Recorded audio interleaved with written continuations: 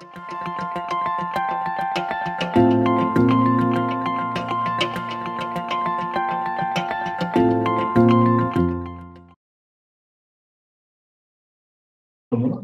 ça va me faire plaisir de vous parler un petit peu de mon projet de recherche, puis plus globalement comment la télésanté, ça peut aider les patients qui ont de la douleur musculo-squelettique. Pour commencer, je vais vous parler un petit peu de mon projet de recherche à moi. Qu'est-ce que je fais? C'est que moi, mon projet de recherche, ce qu'on fait, c'est qu'on travaille sur les douleurs à l'épaule. Ce qu'on veut faire pour mon doctorat, c'est pour les patients qui ont de la douleur à l'épaule, créer une évaluation par visioconférence, puis la tester, voir ce qu'elle vaut. Uniquement pour les patients qui ont de la douleur à l'épaule. Et pourquoi on a choisi les douleurs à l'épaule? Parce qu'il faut savoir qu'avoir mal à l'épaule, c'est le troisième trouble musculo-squelettique le plus fréquent après avoir mal au dos, puis avoir mal au cou. Puis, ce qui est embêtant avec les douleurs d'épaule, puis beaucoup de douleurs aussi, c'est que c'est des douleurs qui durent souvent dans le temps. Parce que, par exemple, on sait qu'un patient sur deux qui a de la douleur à l'épaule, 6 mois après le début de ses douleurs, il risque d'avoir encore mal. Donc, c'est vraiment problématique. Et donc, comment on fait ça? Il y a plusieurs étapes dans mon doctorat. La première étape, c'est quelque chose qu'on a fait l'année dernière, c'est qu'on a demandé l'avis à tout le monde, à savoir qu'est-ce qu'ils pensaient de faire une évaluation initiale à distance quand on a mal à l'épaule, qu'on soit patient ou professionnel de santé, ou d'autres détenteurs d'enjeux aussi.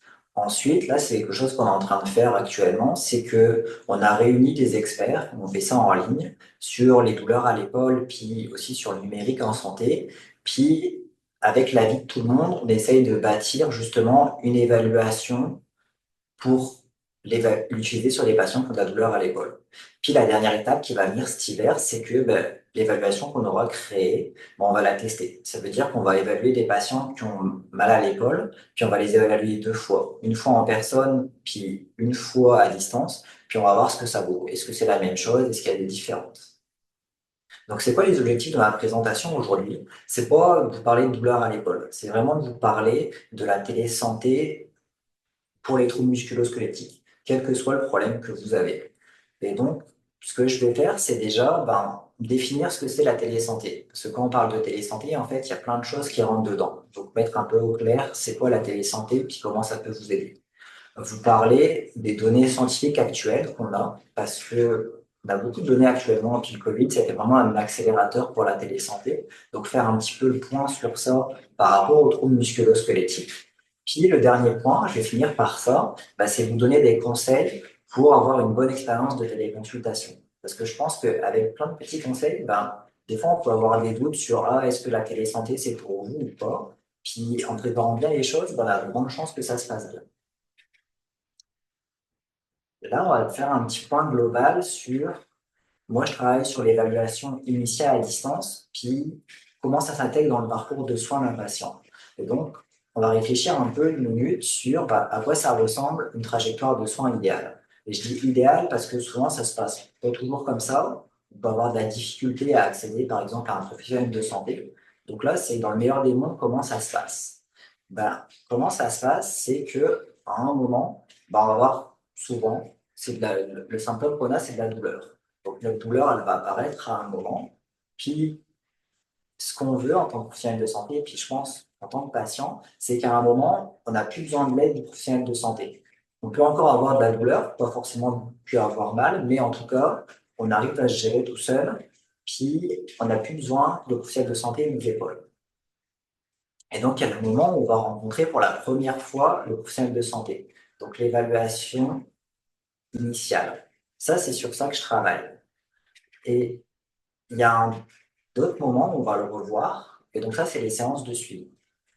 Puis ma présentation aujourd'hui, ça va pas être de vous parler juste de l'évaluation initiale ou juste du suivi, ça va être sur toute votre trajectoire de soins de patient, comment justement la télésanté, ça peut vous aider. Que ce soit pour l'évaluation initiale à distance ou que ce soit pour des séances de suivi. Il faut savoir que c'est pas la même chose, une évaluation initiale puis du suivi à distance ou en personne. Et je pense que c'est important de bien définir qu'est-ce que c'est, parce que justement, on n'a pas forcément les mêmes attentes. Puis des fois, on peut se dire, tiens, une évaluation initiale, j'ai des doutes sur est-ce que ça serait bien de le faire à distance. Ou est-ce qu'un suivi à distance, ça se fait ou pas. Et je pense qu'il faut bien définir à quoi ça sert une évaluation, à quoi ça sert un suivi, puis qu'est-ce qu'on fait dans ces choses-là. Il y a une grosse différence entre évaluation initiale et suivi, c'est que pour une évaluation initiale, en fait, c'est une première rencontre. Ça veut dire que c'est la première fois que le professionnel de santé va rencontrer le patient, puis c'est la première fois que le patient va rencontrer le professionnel de santé. Avant, on ne se connaît pas. Tandis que pour du suivi, ben là, c'est plus la même chose parce qu'on s'est déjà rencontré, on se connaît. Il y a aussi des différences par rapport au but. Quand vous allez voir pour la première fois un professionnel de santé, ce que vous voulez comme patient, puisque le professionnel de santé, il vous aussi, c'est identifier le problème, trouver qu'est-ce qui cloche, puis son but, ça va être de trouver comment vous aider, puis initier le traitement.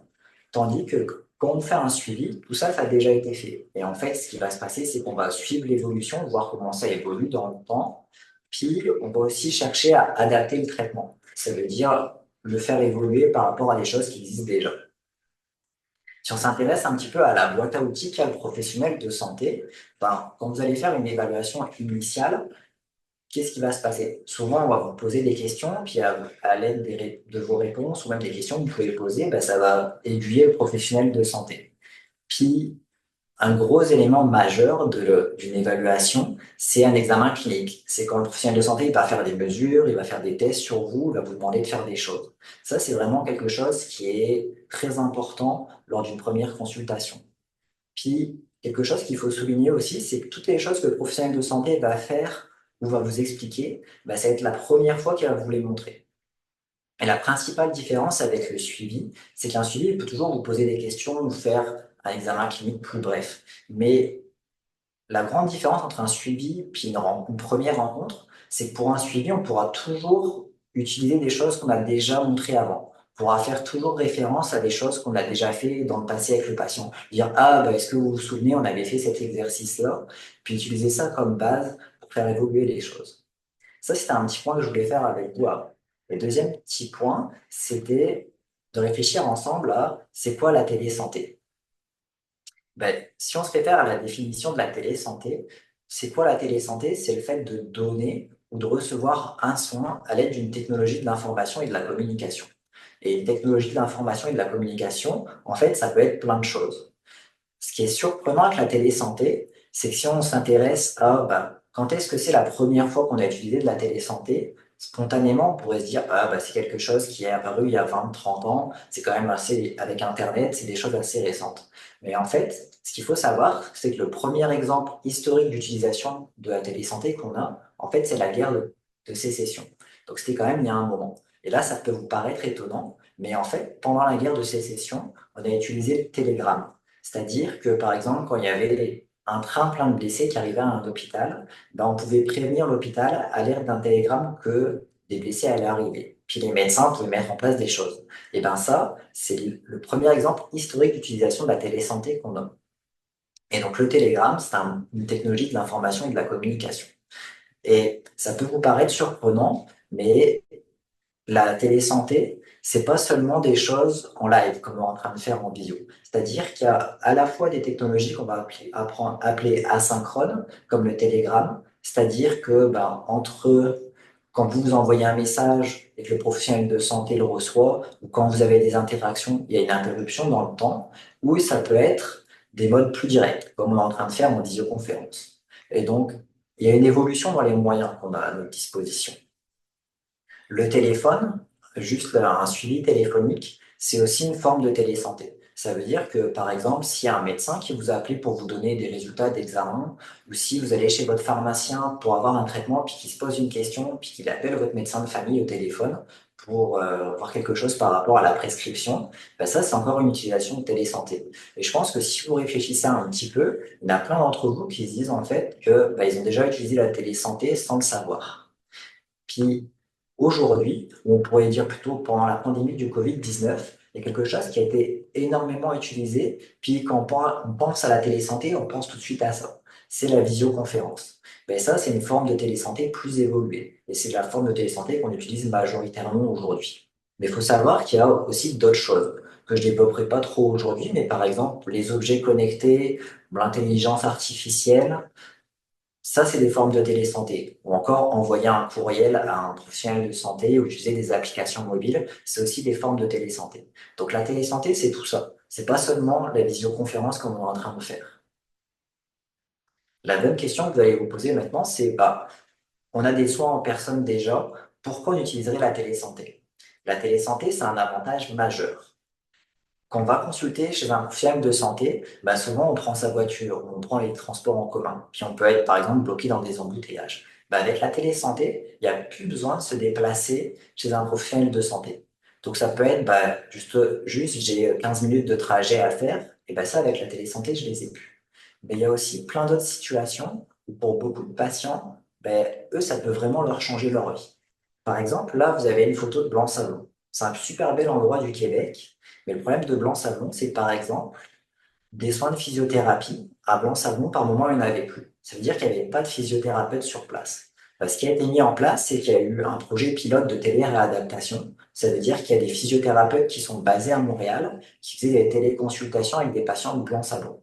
Et donc ça, pour les patients de Blanc-Sablon, ça leur a changé leur vie. Parce qu'avant, il y avait tous les 6 mois ou tous les 3 mois un physiothérapeute qui se rendait jusqu'à eux en avion. Et grâce à la télésanté, ils peuvent consulter un professionnel de santé tout en restant à Blanc-Sablon, mais avec un professionnel de santé qui se retrouve, lui, à Montréal. Donc la télésanté, ça peut être une formidable avancée pour l'accès aux soins pour les patients où qu'ils soient au Québec. Après, il y a d'autres situations où là, il y a des professionnels de santé à proximité, mais on n'est pas capable de s'y rendre. Parce que, par exemple, on a un bras dans le plâtre ou une jambe cassée, ou tout simplement on a la difficulté à se déplacer. Et là, la télésanté, ça peut vous aider aussi. C'est-à-dire que tout en restant chez vous, vous allez pouvoir consulter le professionnel de santé qui est pourtant à côté de chez vous. Et la dernière opportunité que ça vous offre, c'est que des fois, on serait capable de se rendre chez le professionnel de santé, mais on n'a simplement pas le temps. Parce que dans votre vie de tous les jours, par exemple, vous êtes bloqué à votre travail, ou vous devez consulter, vous devez garder vos enfants. Dans toutes les situations-là, la télésanté, ça vous permet de mieux intégrer les soins dans votre vie de tous les jours. Donc la télésanté, ce qu'il faut retenir, c'est que c'est un formidable outil pour l'accès aux soins et l'exclusivité des soins. Puis ça a plein d'autres avantages auxquels on pense moins. Par exemple, ne plus se déplacer, ça peut vous faire gagner du temps. Parce que des fois, on va attendre longtemps dans une salle d'attente, ou on va prendre sa voiture, on va être bloqué dans le trafic, ou faire beaucoup de trajets. Supprimer les déplacements, ça peut vous permettre de gagner du temps. Un deuxième aspect, c'est l'aspect financier. Parce que des fois, se rendre chez un professionnel de santé, ça vous fait dépenser de l'essence. Et donc déjà, ça peut vous faire un gain d'argent sur ça. Mais il y a aussi tout l'aspect des fois, vous devez poser des jours de congé, vous devez vous absenter parce que vous avez une consultation médicale. Dans toutes ces situations-là, la télésanté, ça peut vous permettre de ne pas vous déplacer, de gagner du temps, puis de gagner de l'argent, en fait. Et le dernier point, et on y pense un peu moins, c'est que supprimer les déplacements, ça peut vous aider, ça peut nous aider justement à réduire les émissions de gaz à effet de serre. Et donc, ça peut nous aider justement, ça a un impact environnemental. Il faut savoir que les déplacements au niveau des systèmes de santé, c'est quelque chose qui pollue beaucoup. Donc, ne plus se déplacer, qu'on soit patient ou professionnel de santé, ça peut aider la planète, en fait. Alors, tout ce que je viens de vous dire, ça a l'air tout beau, la télésanté, mais il y a quand même un obstacle majeur. Si on regarde toutes ces situations de soins, là, par exemple, j'ai le médecin qui ausculte son patient, ou un physiothérapeute qui prend des amplitudes articulaires, là, par exemple, un médecin qui veut faire des réflexes sur un patient, ou encore un physiothérapeute qui mobilise le bras du patient. Dans toutes ces situations-là, en fait, le point commun, c'est que le professionnel de santé il utilise ses mains. Et ça, en télésanté, c'est pas possible. On peut pas passer ses mains à travers un écran. Donc, on peut pas avoir de contact physique avec le patient. Et ça, c'est, pour beaucoup de patients et beaucoup de professionnels de santé, un obstacle majeur. Ce que je vais vous parler aujourd'hui, et c'est sur ça que j'ai construit ma présentation, c'est que pour mon projet de recherche, il y a toute une phase où on a fait justement des entretiens avec plein de personnes différentes pour justement savoir qu'est-ce qu'ils pensaient de la télésanté. Et c'est sur ça que j'ai construit ma présentation, c'est à se dire, prendre les points majeurs qui coinçaient, puis essayer d'apporter une réponse à l'aide de mes connaissances, puis ma pratique clinique à moi.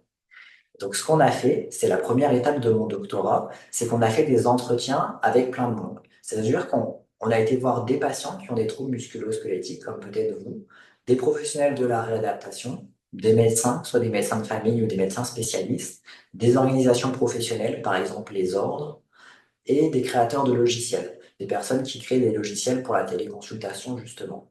Puis on leur a posé des questions avec deux grosses questions principales. La première question, c'était, ce qu'on voulait avoir, c'était leur perception sur une évaluation initiale à distance pour les troubles musculo-squelettiques. Qu'est-ce qu'ils en pensent? Est-ce que c'est possible d'en faire?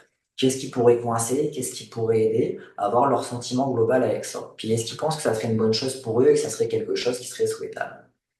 Puis la deuxième sous-question, parce qu'on s'est bien dit que peut-être pour des patients ou des professionnels de santé, ça allait coincer, c'était de leur dire, OK, et au-delà de l'évaluation initiale à distance, qu'est-ce que vous en pensez de l'utilisation de la place de la télésanté pour les troubles musculo-squelettiques? Comment ça pourrait s'intégrer dans le parcours de soins des patients, puis comment ça pourrait les aider? Et donc, toute ma présentation, je l'ai basée sur ça. Et donc, c'est quoi les questions que les patients puis les professionnels de santé se posent? Et en fait, il y en a plusieurs. Et là, je vais vous en présenter quatre majeurs. Et il faut savoir que généralement, les patients puis les professionnels de santé, ils se posent les mêmes questions. La première question que tout le monde se pose, c'est par rapport à l'efficacité. Est-ce que les soins à distance, ça fonctionne aussi bien que les soins en personne? Est-ce que c'est une bonne alternative? La deuxième question que beaucoup de monde se pose, un peu plus les professionnels de santé, mais les patients ont quand même des doutes sur ça, c'est par exemple l'évaluation initiale à distance maintenant, est-ce qu'elle est valide? C'est-à-dire que est-ce que le diagnostic que je peux poser à distance, est-ce que le plan de traitement que le professionnel de santé peut vous proposer, est-ce qu'il est bon ou est-ce qu'il peut faire des erreurs? Un troisième point qui est important aussi, c'est la relation thérapeutique. Est-ce que le fait de ne plus avoir de contact physique, de se parler à travers une application, à travers une caméra, puis des écrans, est-ce que ça va avoir un impact sur la relation justement de soins entre le patient puis le professionnel de santé? Puis le dernier gros point, c'est les nouveaux enjeux. C'est-à-dire que là, avec la télésanté, on a introduit une technologie de l'information et de la communication dans le soin. Et donc, il y a beaucoup de personnes qui se posent des questions justement sur c'est quoi les enjeux que ça apporte par rapport aux soins traditionnels, c'est quoi les différences. La première question que je vais répondre, c'est est-ce que la télésanté, ça permet des soins efficaces à distance? Pour y répondre, je vais me servir de ce qui a déjà été publié sur justement qu'est-ce qu'il faut dans des soins en personne pour qu'ils soient efficaces. Ça, c'est pas mes recherches à moi, c'est d'autres chercheurs qui ont travaillé sur ça, sur justement rechercher qu'est-ce qu'il faut inclure dans des soins en personne pour qu'ils soient efficaces. La première chose, c'est que pour les troubles musculo-squelettiques, il faut que la prise en charge, elle soit active. C'est-à-dire qu'il faut inclure des exercices ou de l'activité physique dans la prise en charge. Ça veut dire qu'il peut quand même y avoir on va dire une prise en charge, des parties passives dans la prise en charge, par exemple des étirements que le physiothérapeute vous ferait, des choses de thérapie manuelle, des massages que le physiothérapeute vous ferait, mais il ne faut pas que ça soit que ça. Il faut toujours qu'il y ait une part active importante dans le traitement. Le deuxième aspect, c'est le fait de comprendre son problème. Ça veut dire que le patient doit savoir qu'est-ce qui lui arrive. Ça veut dire que le professionnel de santé doit expliquer au patient qu'est-ce qui se passe dans son corps, puis il doit lui donner des outils pour que le patient puisse s'auto-gérer. Ça, c'est un point important de la prise en charge aussi. C'est que le patient comprenne ce qui se passe, puis qu'il arrive à se débrouiller tout seul. On lui donne les clés pour arriver à se débrouiller tout seul. Et le dernier point, et ça j'y reviendrai après, c'est qu'avant de donner ces soins-là, il faut qu'il y ait une évaluation qui ait été faite au préalable et qui ait été faite de façon minutieuse. C'est-à-dire qu'il faut qu'il y ait eu un examen clinique précis, puis des prises de mesures précises. Donc la question qu'on peut se poser, c'est sur les deux premiers points, la prise en charge active, puis comprendre ce problème, est-ce que c'est réalisable à distance? Si on s'intéresse à la prise en charge active à distance, il y a eu beaucoup de publications qui ont été faites sur ça. Ce qu'il faut savoir, c'est que ce que beaucoup de chercheurs se sont intéressés, c'est de dire, OK, on laisse l'évaluation initiale à distance de côté, c'est-à-dire qu'on évalue les patients en personne, puis après, on leur propose de passer à distance. Et ce qui a été démontré, c'est que par exemple, des prises en charge avec du renforcement musculaire, de l'équilibre ou encore des étirements ou d'automobilisation, ça, à distance, on est capable de le proposer aux patients, puis c'est des choses qui ont fait leurs preuves. Ça veut dire que un suivi à distance, une prise en charge à distance après une évaluation initiale en personne, c'est aussi efficace qu'une prise en charge entièrement en personne. Ça, maintenant, on a des bonnes preuves sur ça pour les troubles musculo-squelettiques. Puis le deuxième point, c'est l'enseignement à distance. Là, aujourd'hui, je suis en train de parler avec vous justement de transférer de l'information sur les troubles musculo-squelettiques et la télésanté. Et donc, en fait, à distance, on est capable de faire plein de choses. Après, vous allez pouvoir me poser des questions, je vais pouvoir y répondre. Là, je vous montre des choses, je vous explique des choses. Donc, ce qui est super avec la télésanté, c'est que tout ce qui est, par exemple, exercice, enseignement à distance, bah maintenant, on sait qu'on est capable de le faire. On va passer au deuxième point qui est sur l'évaluation précise à distance. Là, ça concerne vraiment la recherche que moi je fais. Là, je vais vous parler un petit peu de la première étude que j'ai fait dans mon doctorat. Donc, ce qu'on a voulu faire, c'était faire une synthèse des données disponibles sur l'évaluation initiale à distance. Donc, moi, pour mon doctorat, on laisse de côté le suivi et on s'intéresse vraiment sur l'évaluation à distance. Est-ce que c'est possible? Qu'est-ce que ça vaut? Et donc, on a fait une revue de littérature, on a regardé tout ce qui a été publié selon certains critères. Les critères, bah, c'était des études qui devaient être publiées sur de l'évaluation à distance, puis pour les troubles musculo-squelettiques. On s'intéresse vraiment aux troubles musculo-squelettiques. On a regardé ce qui a été fait par tous les professionnels de santé. Ça veut dire que qu'on soit médecin, physiothérapeute, chirurgien orthopédiste, pas seulement les physiothérapeutes. Puis on a regardé aussi toutes les formes de télésanté. C'est sûr que la visioconférence, c'est peut-être le truc le plus intéressant, mais on s'est dit, on veut voir tout ce qui se fait. Est-ce qu'il y a eu des évaluations téléphoniques qui ont été faites? Est-ce qu'il y a eu des évaluations avec des choses enregistrées? On a vraiment regardé toutes les formes de télésanté. Puis les choses qu'on a laissées de côté, c'était des choses trop axées sur la recherche. Par exemple, des capteurs, des choses comme ça. On voulait que c'était des choses qui étaient possibles de faire aujourd'hui avec les patients en pratique clinique normale. Et donc, nous, on s'est centré sur deux points qui sont le diagnostic et le plan de traitement qu'on va proposer aux patients une fois qu'on a posé le diagnostic. Et ce qu'on a regardé, c'était les diagnostics et les plans de traitement qui étaient posés à distance puis en personne. Et ce qu'on a mesuré, c'est la concordance qu'on a relevée. La concordance, ça peut s'évaluer avec plusieurs méthodes statistiques différentes qui sont plus ou moins précises. Et ce que ça mesure, c'est l'accord entre justement l'évaluation initiale en personne et l'évaluation initiale à distance. Donc là, je vais vous présenter les résultats de cette étude de manière un peu plus synthétique. Donc, ce qu'on a regardé, ce qu'on a relevé comme données, c'était bah, qu'est-ce qui a été fait? Est-ce que c'est des études pour le diagnostic? Est-ce que c'est des études pour le traitement? Ou est-ce que c'est les deux? Qui sont les personnes qui ont fait l'évaluation? Pour quel problème ça a été fait? Puis avec quelle technologie ça a été fait? Et donc, on a relevé quand même un bon nombre d'études, 23 études. Donc ça, c'était une bonne surprise. Puis il y avait beaucoup d'études sur le diagnostic, un peu moins sur le plan de traitement. Il y avait beaucoup de professionnels différents qui ont fait les évaluations, mais c'est surtout les physiothérapeutes et les chirurgiens orthopédiques qui ont fait la majorité des études. Mais il y avait aussi, par exemple, des médecins de famille qui faisaient des évaluations à distance, des dentistes pour tout ce qui est douleur au niveau de la mâchoire, ou encore des physiothérapeutes qui collaboraient avec des infirmières, par exemple. Mais c'était surtout les physiothérapeutes et les chirurgiens orthopédistes qui utilisaient beaucoup la télésanté pour poser des diagnostics à distance. On a eu beaucoup d'études, puis beaucoup de patients, quasiment 2000 patients avec des troubles musculo-squelettiques variés. Mais ce qui est important de souligner dans nos résultats, c'est qu'il y avait quand même des patients qui étaient assez jeunes. Ça veut dire que les populations âgées, les patients âgés étaient moins représentés. Puis il y avait beaucoup de problèmes qui concernaient, par exemple, le bras ou la jambe. Il n'y avait pas beaucoup de problèmes qui concernaient le cou ou le dos. Ça, c'est un point qu'il faut quand même relever dans nos résultats. Et au niveau des technologies utilisées, bah, c'était la visioconférence qui a été utilisée dans plus de 80% des cas. C'est pas une surprise, mais ce qui est important de noter, et ce qui est quand même intéressant, c'est que par exemple, il y a quand même 10% des études qui utilisaient le téléphone, donc juste un appel téléphonique. Puis il y avait des autres études qui utilisaient d'autres moyens qu'il faut quand même souligner. Par exemple, il y avait une étude qui utilisait bah, juste des vidéos enregistrées du patient, puis les professionnels de santé essayaient de poser des diagnostics. Puis une autre étude où c'était sur des photos seulement. C'est quand même des choses qu'il faut souligner. Si on s'intéresse maintenant au diagnostic, donc est-ce qu'on peut poser un diagnostic précis à distance? Ben, la réponse est oui. Ça veut dire que parmi les 17 études qu'on a relevées sur le diagnostic à distance, ben, pour 86% des patients, le diagnostic à distance et en personne était similaire. Donc chez plus de 8 patients sur 10. Donc ça, c'est vraiment un bon résultat. Puis ce qui est important de souligner, c'est qu'on pourrait dire, ah, mais 86%, c'est pas 100%, donc il y a quand même 14% de patients où on s'est trompé.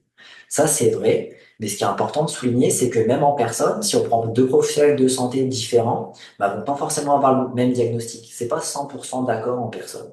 Donc 86%, c'est à peu près la même chose que pour les études qui portent justement sur deux professionnels différents, par exemple un physiothérapeute puis un chirurgien orthopédiste qui vont évaluer le même patient en personne.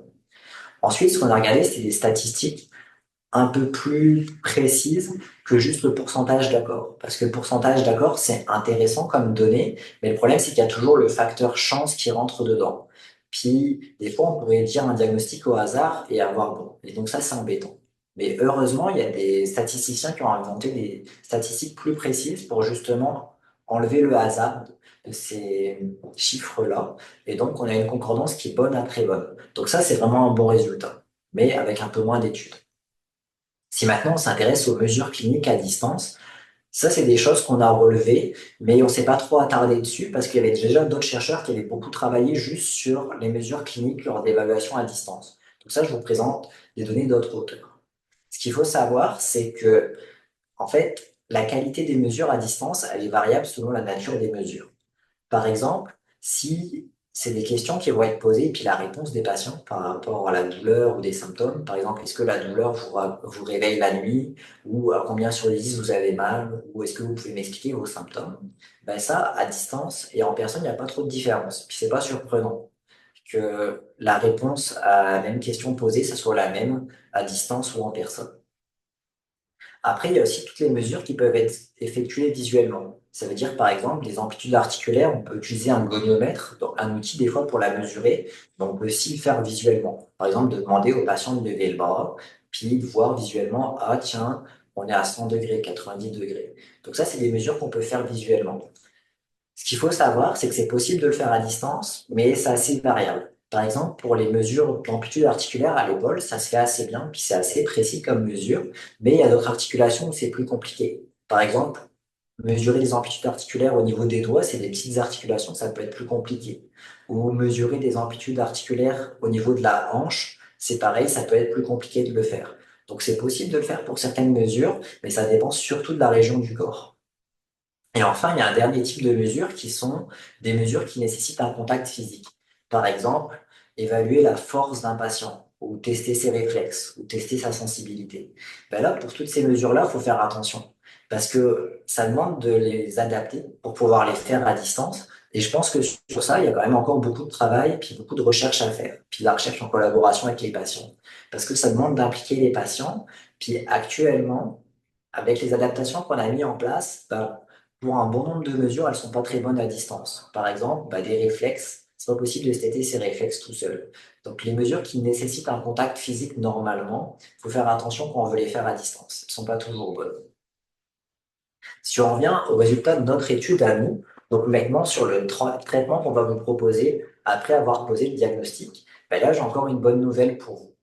Là, il y avait un petit peu moins d'études, 8 études, mais pour encore une fois, plus de 8 patients sur 10, 84% ici, contre 86% tout à l'heure. Ben, le plan de traitement qu'on allait vous proposer après l'évaluation, il allait être similaire entre l'évaluation à distance et l'évaluation en personne. Donc ça, c'est une bonne nouvelle. Puis avec les statistiques un peu plus précises, là, il faut faire attention parce qu'on a encore mis en évidence une concordance qui était bonne à excellente. Donc ça, c'est une bonne nouvelle. Mais le problème, c'est que là, il y avait plus de 2 études. Donc on a des bons résultats, mais on aimerait qu'il y ait un peu plus d'études sur ce sujet-là pour pouvoir se prononcer. Donc, en résumé, par rapport aux résultats de ce premier travail, ce que vous pouvez retenir, bah, c'est que pour les diagnostics à distance, ils sont valides pour les troubles musculo-squelettiques variés. Ça, c'est vraiment un bon point. Puis on est sûr de ça. Par rapport au traitement, bah, ils semblent être valides, les plans de traitement proposés à distance, mais on aimerait qu'il y ait un peu plus d'études sur ça parce qu'on n'avait pas assez pour vraiment statuer. Donc, les données sont intéressantes, mais à confirmer. Et où il faut faire attention, c'est qu'il y avait quand même des zones d'ombre. Par exemple, on n'avait pas beaucoup de patients qui avaient mal au dos ou mal au cou. Puis donc là, je parlais de troubles musculo-squelettiques variés. Ça veut dire que c'est pour beaucoup de troubles musculo-squelettiques où on est sûr que les diagnostics sont bons, mais pas tous. Par exemple, pour le dos ou le cou, on aimerait qu'il y ait plus d'études sur ce sujet-là. Ou pour les troubles musculo-squelettiques dégénératifs, par exemple les douleurs d'arthrose, bah, c'est des populations qui n'étaient pas beaucoup représentées dans les études parce que c'est des patients jeunes. Mais par contre, dans la vraie vie, dans la vraie population, il y a beaucoup de gens qui ont des douleurs d'arthrose ou des troubles dégénératifs. Puis ça, on aimerait, c'est pareil, avoir plus d'études sur ces populations-là. Puis encore une fois, par rapport au plan ce qu'on aimerait, c'est qu'il y ait plus d'études qui soient faites aussi sur les plans de traitement à distance pour confirmer les résultats déjà disponibles. Un point qui est important à souligner, c'est que là, on a vraiment des bons résultats, mais il y a d'autres aspects qui doivent être aussi évalués lors d'une évaluation à distance. Par exemple, c'est la présence d'une pathologie grave. On s'en rend peut-être pas compte comme patient, mais le professionnel de santé, en fait, il fait plein de choses lors d'une évaluation initiale en personne ou à distance. Il va essayer de voir si, par exemple, votre mal de dos, ça serait pas une fracture ou un cancer. Ben ça, on n'a pas de données sur ça. On ne sait pas si on est capable de le faire à distance ou pas. Pareil sur ce qu'on appelle les facteurs psychosociaux. Par exemple, on sait que si vous avez beaucoup d'anxiété, si vous pensez que ça va pas bien aller, votre mal de dos, ou si vous avez beaucoup d'insatisfaction, des conditions de travail pas faciles, ben, votre mal de dos, il y a des grandes chances de durer. Mais ça, on ne sait pas encore si on est capable de le faire à distance ou pas. Et un dernier point, c'est la relation thérapeutique. C'est-à-dire que quand vous allez rencontrer pour la première fois un patient et ou un professionnel de santé, ben, on ne sait pas exactement comment la relation va être pour le reste de la prise en charge. Donc, tout ça, c'est des points qui sont intéressants puisqu'on n'a pas de réponse dessus. Et ça me permet d'évoquer le deuxième point, c'est est-ce que à distance, on a une relation patient-professionnel de santé qui est différente? En fait, ça, c'est un peu une fausse question parce qu'avec tous les patients puis tous les professionnels de santé avec lesquels j'ai fait un entretien, bah, tout le monde était d'accord de dire que c'était pas la même chose. Une consultation à distance puis une consultation en personne et que ça sera jamais la même chose. Mais par contre, il y avait des avantages puis il y avait des différences. La première différence qu'il faut noter, c'est l'interface numérique. C'est-à-dire que à distance, il y a toujours un écran puis une caméra. Et puis on se voit dans le cadre d'un écran. Donc c'est pas la même chose qu'une consultation en personne. Puis il y en a certains qui peuvent la trouver plus froide, justement, cette relation-là. Ensuite, il y a l'aspect il n'y a plus de contact physique. Il n'y a plus de contact physique pour l'examen clinique, par exemple, ou pour guider le patient, mais il y a aussi plus de contact physique. Par exemple, il y a un patient en entretien qui me disait, ah, ben là, j'ai vu le chirurgien, je lui ai serré la main, puis ça m'a rassuré vraiment. Puis à distance, ça serait pas possible, c'est ce qu'il m'a dit. Ben ça, c'est aussi un autre aspect. Puis il faut voir si vous êtes confortable avec ça ou pas. Un deuxième aspect qui est aussi logique, c'est que puis qui a à la fois un avantage si vous n'allez plus dans une clinique. Ça veut dire que vous consultez depuis chez vous. Puis il y a des patients qui sont pas confortables de consulter depuis chez eux, puis il y a des patients qui sont pas confortables, qui n'aiment pas trop aller dans un cabinet médical, par exemple. Donc ça, c'est aussi une différence, puis il faut la reconnaître, cette différence-là. Mais ce qui est important, moi, je pense, de souligner, c'est que tous ces points-là, puis tous les patients, puis tous les professionnels de santé avec qui j'ai fait des entretiens m'ont dit, c'est qu'ils trouvent que ça a beaucoup d'impact, que ces différences-là, elles sont majeures pour la première séance. Et une fois qu'on a rencontré le professionnel de santé, on voit qui c'est, qu'on l'a rencontré, bah des fois, par exemple, de lui avoir serré la main une fois, ça nous a rassurés, puis on va être en confiance pour le reste de la prise en charge. Donc ça, c'est important de souligner.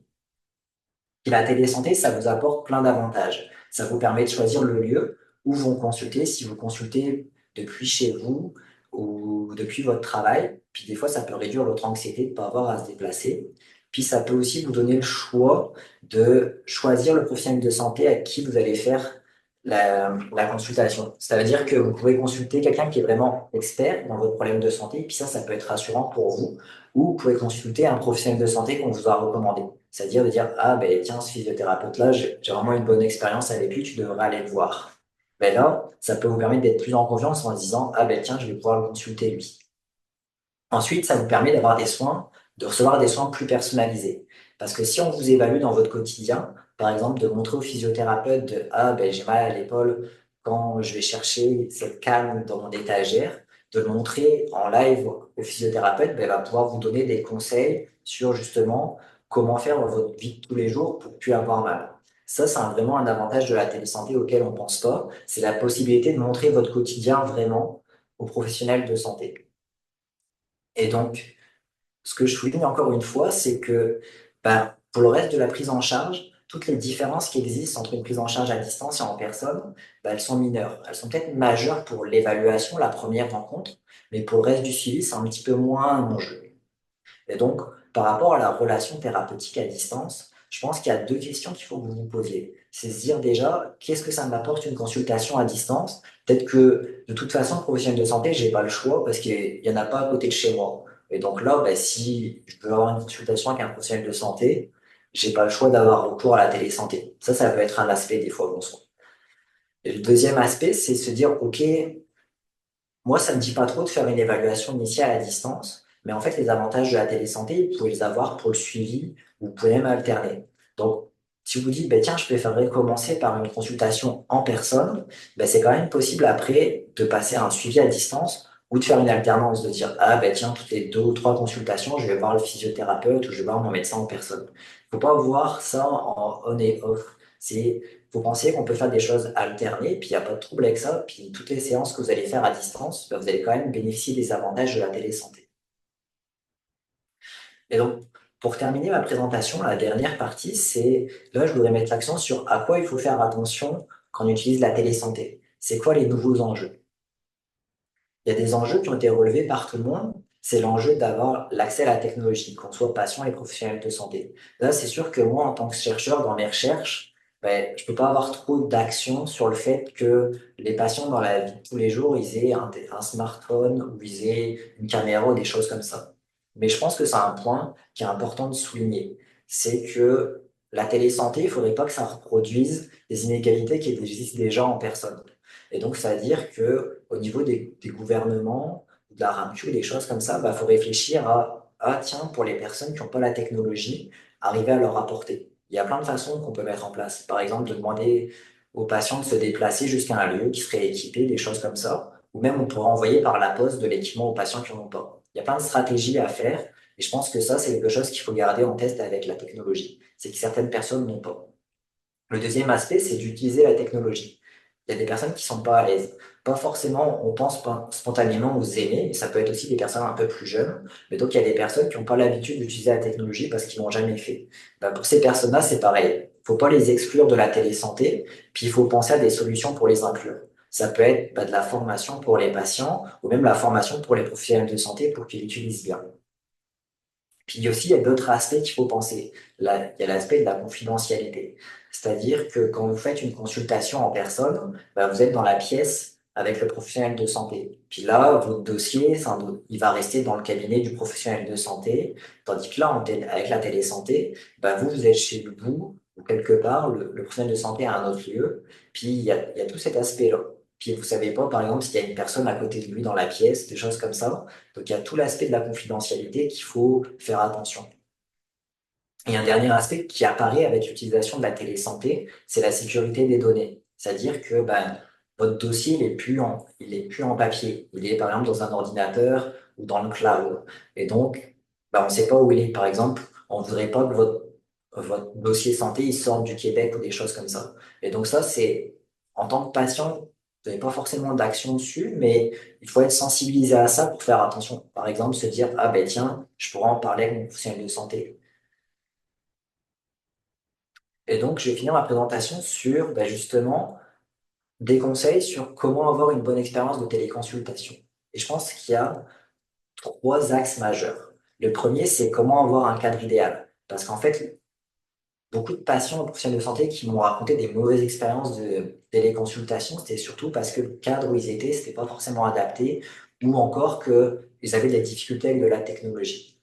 Puis, un point qui est important, ça, c'est quelque chose qui est aussi beaucoup plus pour les professionnels de santé, mais je pense qu'en tant que patient, il faut en avoir conscience parce que des fois, vous pouvez peut-être consulter ou proposer à votre professionnel de santé de passer à la télésanté, puis il a pas forcément été entraîné ou été averti sur ces trucs-là. Et donc, je pense que c'est une bonne idée de justement connaître tous ces petits points-là. Donc, un cadre idéal pour la téléconsultation, qu'est-ce que c'est? Ben, le premier point, c'est vraiment l'éclairage. Parce que ce qu'on veut, c'est, en tant que patient et professionnel de santé, c'est important de bien se voir. Bien se voir pour prendre des mesures, des choses comme ça. Puis aussi bien se voir pour avoir un bon contact. Et ce qu'il faut vraiment éviter, c'est d'être à contre-jour. C'est-à-dire que si vous avez la lumière derrière vous, bah, c'est pas bon du tout parce que le professionnel de santé, il va rien voir. Puis, pareil pour lui, si il est à contre-jour, vous n'allez pas bien vous voir. Et donc, ça va vraiment pas être une bonne expérience. Le deuxième point, c'est avoir un lieu qu'on juge approprié. Là, je dis juger parce que ça dépend vraiment de vous. Puis des fois, on n'a pas le choix, on n'a pas, pas ces possibilités-là. Le mieux, c'est de le faire dans un lieu calme. Ça veut dire avec pas de bruit autour de vous. Et mieux encore, c'est pouvoir s'isoler. c'est-à-dire d'être dans un lieu au calme, puis pas avoir de personnes autour. Et c'est valable aussi pour le professionnel de santé. S'il fait cette consultation sur un plateau technique avec d'autres physiothérapeutes ou d'autres patients autour, ben, vous voyez ça à la caméra, vous, en tant que patient, vous n'allez pas forcément vous sentir à l'aise ou des choses comme ça. Puis le dernier point, ça dépend aussi de votre prise en charge, mais c'est toujours mieux, en tout cas en physiothérapie, d'avoir de la place autour de vous. Parce que peut-être pour une évaluation ou un suivi, ben, le professionnel de santé va vous demander de bouger ou de bouger pour prendre des mesures ou de faire par exemple des exercices. Donc c'est bien d'avoir de la place. Le deuxième point, c'est par rapport à l'utilisation de la technologie. La connexion Internet, c'est quelque chose qui est très important. Puis ça peut être pareil, une source d'inégalité entre si on a une bonne connexion ou pas une bonne connexion. C'est important d'avoir une bonne connexion si vous voulez faire de la vidéoconférence parce que si la connexion est hachée ou des choses comme ça va être très difficile de se comprendre, puis l'expérience va être pas bonne. Et donc, si vous n'avez pas accès à de la bonne connexion Internet, il faut savoir qu'il y a des alternatives. Par exemple, un suivi téléphonique, ça peut quand même exister. Ou des vidéos enregistrées ou des échanges par courriel. Le deuxième point, c'est l'installation. Il y a beaucoup de patients qui m'ont dit que c'était important d'avoir un grand écran. Parce que si on utilise votre petit téléphone, l'écran est tout petit, vous allez avoir du mal à vous voir. Puis c'est pareil, le professionnel de santé, s'il a un petit écran, il va avoir du mal à voir le patient. Donc c'est important d'avoir un bon écran pour arriver à bien se voir. Puis c'est important d'être bien en face de l'écran. Parce que si on a l'impression que vous êtes de côté comme ça, ben, c'est pas forcément idéal et ben, vous allez avoir du mal à avoir un bon contact avec le professionnel de santé. Et donc ça rejoint aussi la qualité de votre micro, la qualité de la caméra. Le mieux, c'est quand même d'arriver toujours à bien se voir. Et enfin, il y a tout l'aspect des problèmes techniques. Pour les problèmes techniques, il y en a beaucoup qui sont liés à la connexion Internet. Mais ce qui est important, c'est de définir des stratégies, de dire, ah ben tiens, si par exemple la connexion Internet ne va pas, que ça coupe, qu'est-ce qu'on fait? Est-ce que j'appelle le professionnel de santé ou le professionnel de santé m'appelle pour essayer de régler le problème? Il y a tout l'aspect de, il vaut mieux anticiper les choses puis définir les choses quand tout va bien pour que le jour où quelque chose ne va pas bien, on soit pas pris au dépourvu puis que l'expérience soit pas satisfaisante. Et le dernier point où que je voulais vraiment souligner, c'est ce qu'on pourrait appeler les bonnes manières digitales. C'est-à-dire que pour avoir une expérience de télésanté satisfaisante, en fait, ce qu'il faut mettre en place, c'est une communication qui soit efficace. C'est-à-dire que si on n'arrive pas à collaborer à distance, ben, la télésanté, une consultation en télésanté, ça va être un échec. Et ce qui est important de savoir, c'est toute cette interface digitale. C'est-à-dire que là, quand en tant que patient, vous voyez le professionnel de santé ou que le professionnel de santé vous voit, c'est toujours à travers le cadre de la caméra. Il vous voit toujours à moitié tronqué. Et donc, il va avoir toute une perte du non-verbal ou toute une perte dans la communication. Donc, c'est important de savoir que c'est plus difficile de communiquer à distance. Puis, pour ça, il faut par exemple prendre le temps quand on parle ou encore de demander au physiothérapeute ou au professionnel de santé de répéter, par exemple, la consigne d'un exercice si vous ne l'avez pas compris. Ou lui demander de vous expliquer un petit peu plus. Ça, c'est des choses qui sont normales, puisque beaucoup m'ont dit dans mes entretiens, c'est que ça prend plus d'énergie de donner ou de recevoir un soin à distance. Parce que justement, la communication est plus difficile et il faut y faire attention. Le deuxième point, c'est l'organisation. Ça peut être bien, encore une fois, d'anticiper les choses. Par exemple, de demander au professionnel de santé de vous envoyer le lien de connexion en avance pour pas avoir à l'attendre ou être prêt à temps. Ensuite, bah, d'anticiper, ah, est-ce qu'il va vous falloir de la place? Ah, est-ce qu'il va vous falloir du matériel nécessaire pour que tout soit prêt et pas être pris au dépourvu pendant la consultation. Puis le dernier point, c'est ça, c'est pour les problèmes, c'est important de les anticiper, puis de faire toute une procédure sur, ah, ben, s'il se passe ça, par exemple, si je tombe ou si la connexion coupe, ben, tiens, le professionnel de santé, il a mon numéro de téléphone, il sait j'habite et il peut prévenir les secours, par exemple. Et le dernier point, ça c'est le point par rapport à la confidentialité. C'est important en tant que professionnel puis en tant que patient, par exemple, de savoir s'il y a d'autres personnes qui sont dans la pièce ou des choses comme ça. Parce que si, par exemple, vous faites une consultation, puis en fait, il y a un stagiaire à côté du professionnel de santé, puis que vous le découvrez à la fin, ben, vous allez vous sentir un peu comme pris au dépourvu. Vous ne saviez pas qu'il y avait une personne en plus lors de votre consultation médicale. Puis enfin, il y a tout l'aspect de ah, est-ce que le logiciel que j'utilise, il est sécurisé? Et est-ce que, par exemple, le professionnel de santé ou le patient va vouloir une vidéo ou des captures d'écran. Ça, c'est toutes des choses inédites, puis qu'il faut réfléchir. Par exemple, si le professionnel de santé vous filme, puis qu'après ça finit sur les réseaux sociaux, ben, vous pouvez pas être content en tant que patient. Donc, il y a tout cet aspect-là de la télésanté, c'est super bien, mais ça crée des nouveaux enjeux, par exemple, des enjeux sur je suis plus dans la salle du professionnel de santé, et donc ça, il faut en être conscient et faire attention avec ça. Je vous remercie pour votre attention. Puis là, n'hésitez pas à me poser vos questions. La question que j'ai envie de vous poser, c'est vous, est-ce que vous avez déjà une expérience de télésanté?